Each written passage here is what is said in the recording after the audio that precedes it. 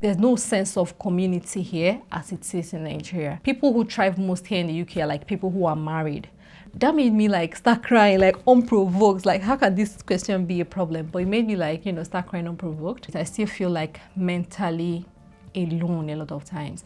I don't think that we have enough conversation about how lonely it can be to be an immigrant, especially a first generation immigrant. So in this video, I'm going to be talking about that, right? Because lately, I like to admit that I've been feeling very lonely. And I want to say lately, I'll just say it's been like this for a while. And yeah, let's just have that conversation while I shave my headboard.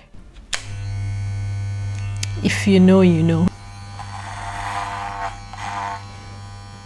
When you move at first, there's the honeymoon phase and you're still like intrigued and excited by the newness of it all. Eventually, reality hits you fast. For example, the weather here in the UK is a lot colder than the weather in Nigeria. So that too takes some getting used to.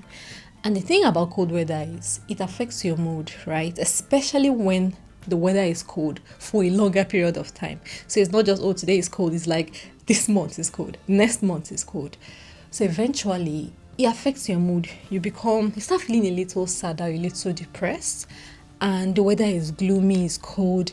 You find yourself more in need of companionship, of physical contact with other people, of cuddling or just some warmth from your fellow human. And when you find that there is no someone, of course it can be very lonely. Missing home and family, especially when you have a very good relationship with them, can feel very lonely as well.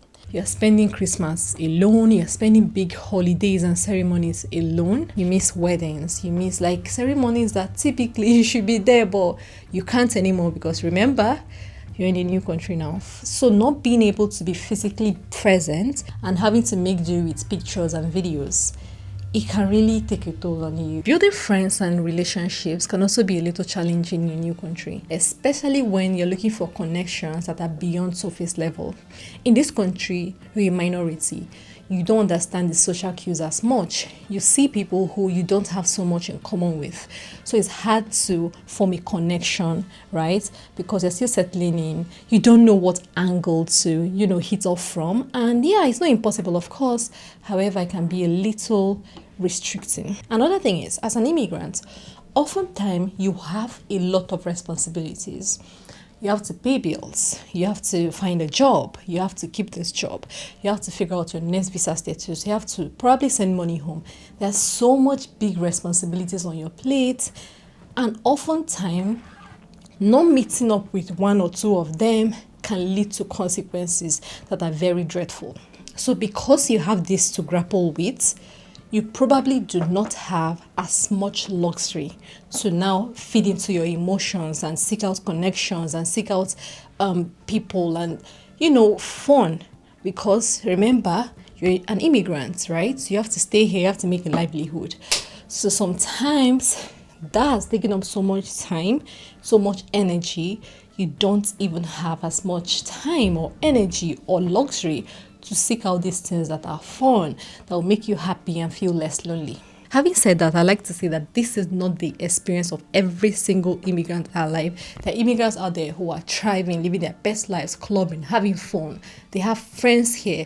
They've even made these friends family. They're having a better experience here than they did at home. Yeah, I don't want to make this seem very gloomy. It's not a one-size-fits-all shoe. You can make whatever out of your own experience. So yeah, these are some of the big things that make us feel lonely as immigrants. I'm going to talk about the smaller things in a minute.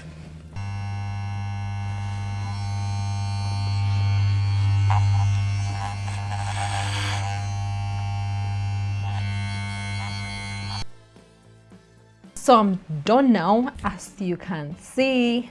Let me know how you like the haircut, okay? Okay, so I was talking to you guys about how it can be lonely here in the UK, right? And just like as an immigrant generally, especially for me, The other day I was talking to my mom, I think it was yesterday evening, and she was saying to me that, I work from home and I don't go anywhere like that. So she was saying to me that I need to make sure that I'm moving around. I'm not sitting in one position for too long. I'm just like active and moving my body around. So I told her I needed to buy a desk. And she said, was like, what's delaying? Because I moved here recently and I used to have a desk before, but I didn't move my desk, so I need to get one now. So I was saying that to her, and then she was like, what's the issue? Do you not have the money for a desk? Do we need to like help you, support you to buy a desk? Do you need like money for that? Like, what is the issue with that? And that made me like start crying, like unprovoked. Like, how can this question be a problem? But it made me like, start crying unprovoked, because it just made me feel like I am figuring out everything by myself. If I needed a desk now, I have to figure out, okay, how do I buy it? Who do I call to say, okay, you need to set up this desk? How do I like, if I need support, if I need help, if I need anything, I need to figure it out on my own. And that example is very small, but it's these little things that really do get to me, really. Because if I was at home, there's no way I will have to figure out everything by myself. When I say Nigeria, right, I used to live with family or friends or relatives, or like a flatmate at least. I never really like stayed by myself and had to figure life out on my own. But I have to do that in the UK, like it's what it is. I've always been part of something, like as part of my family, I'm part of the family, right? So if you're figuring things out, I am part of the plan. I'm not by myself. When I was with friends as well, or my family, or in school, I was part of a bigger unit. But right now, I myself am the unit. I need to figure out what to eat. I need to figure out, like, I need a desk, or big things, small things. I need to take a walk. I need to do this. Like, it's all on me. So it can be very lonely mentally. And especially for my personality, as I said, I don't have a lot of, like, I'm not very, very independent, right? And that's like speaking to my experience and my life. So you can imagine coming here in this country, and it doesn't help that there's no sense of community here as it is in Nigeria. In Nigeria, everybody's in everybody's business. We are all like a big community. We are friends. So even if you're not with your family, your neighbor cares, or someone is in your business, or your neighbor, someone around. But here, the culture is just to be by yourself. That's how it is. And I'm still trying to get used to it. I still feel like mentally alone a lot of times. For my mom's question about a desk to make me cry, so you can imagine the emotions have been building up inside of me without releasing that. And yeah, I've been trying to go out a lot more. I've joined like communities of Igbo people. I have like a group of girls, like a girls group where we kind of talk and have like, sometimes we've gone out for events together. So yeah, I'm trying to go out of my comfort zone. I'm trying to not be defined by, oh, this is what it is, then, oh, it's lonely. I'm trying to do something about it, right? However, it doesn't help that my personality is I'm very reserved. I don't go out a lot. I'm not very outgoing. Naturally, I'd rather be by myself, so it doesn't help. I'm not seeking out associations as the average person will, but I'm trying so much. I'm trying to change that. I'm trying to go out of my way. So yeah, it's very lonely here. I feel like people who thrive most here in the UK are like people who are married, right? If you're married and you have a good marriage, I think that is easier to try because you guys are one now, doing things together, figuring it out together, like making it through life challenges together. Unlike when you are here alone as a single person, it's not easy. That is not to say that there are not a lot of advantages of being an immigrant. I mean, if there were none, I wouldn't be here. What am I doing in the UK? Of course, there are like a lot of them. And that's why people even like move to other countries in the first place. However, this conversation about loneliness is important as well. It is important, like figuring things out by yourself, learning things like cultural shocks, things that normally in your country is done this way, but here it's done the other way. So you have to figure that out.